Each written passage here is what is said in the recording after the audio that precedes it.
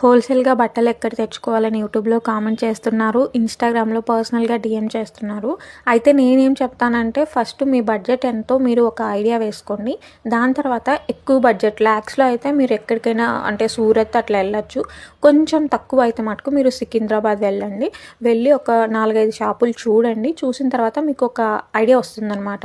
ఎంత తక్కువలో ఉన్నాయి, ఏవి ఎట్లా ఉన్నాయి అనేసి. అంటే సేమ్ ఒకే ప్రైస్ ఉండాలని ఎక్కడ ఉండదు. కొంచెం వాళ్ళు తక్కువ చెప్పచ్చు, వీళ్ళు ఒక 10 రూపాయలు ఎక్కువ చెప్పచ్చు. డిఫరెంట్ ఏమి ఉండదు, ఒక 5-10 తేడా ఉంటుంది.